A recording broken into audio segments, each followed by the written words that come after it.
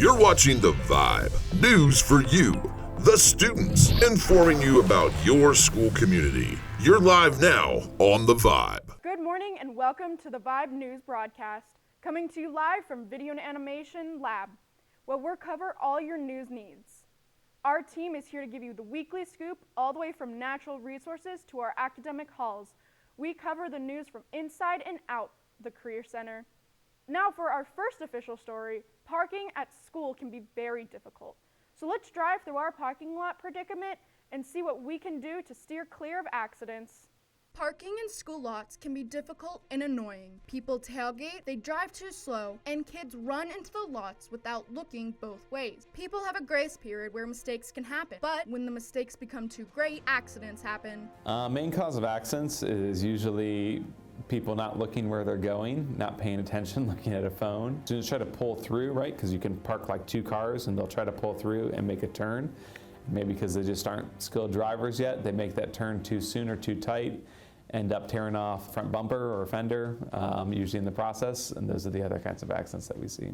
Impatience has probably led to the vast majority of our crashes this year. Well, it's the students rushing. You know, kids are running out of the building and they want to be the first out of the parking lot. And when you try to rush when you're driving, careless mistakes happen.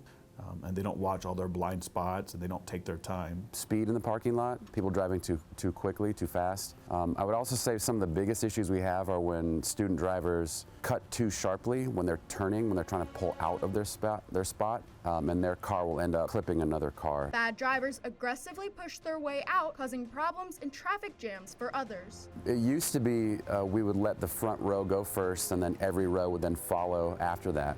So again, the people in the back row would be waiting a very long time. It was an additional 10 minutes to get out of here.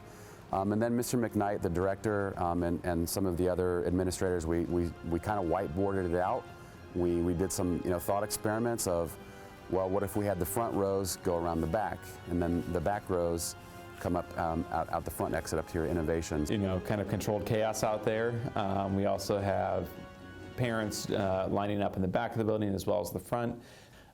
We sort of changed the sequencing so that way the buses and the parents get let out sooner than the students in the parking lot, and that really helps with the flow of traffic, and you aren't getting these backups. I think that kind of caused some issues last year was, it was just so stop and go that caused a few accidents and things like that. Yeah, so what we do is, especially this year, what we did we let those who are parent pickup and those who ride the bus, we let them out at 2:05. Students in the parking lot then are able to clear. So bell rings at a 2:11, and then we're done releasing the parking lot, and the last student leaves about 2:23. Next time you try and make your way home as fast as possible Friday, stop and think if you want to be the cause of a crash or involved in one yourself. You may not think it can happen to you, but that is what we all think. There's no reason to rush. Everybody will get out within usually 10 minutes. If you hit a car, that's one thing. If you hit a human, it's a much different situation. Slow down. As soon as the bell rings, I get it. You see kids sprinting across the parking lot, rushing to get to their car. Cutting through, the lanes to try to get into a shorter line, to get out faster. I think just for students, take your time. You'll get out of the parking lot. It's also probably not worth parents griping at you for getting in an accident and having to pay for the car and then having to write the claim off with your insurance. Just take your time, make sure you have an assured clear distance, make sure everybody's out of the way. And again, I would just say for the student drivers out there, just be safe, be cautious, be aware of your surroundings. That's all for The Vibe this week. See you next Monday on Greene County Career Center's The Vibe.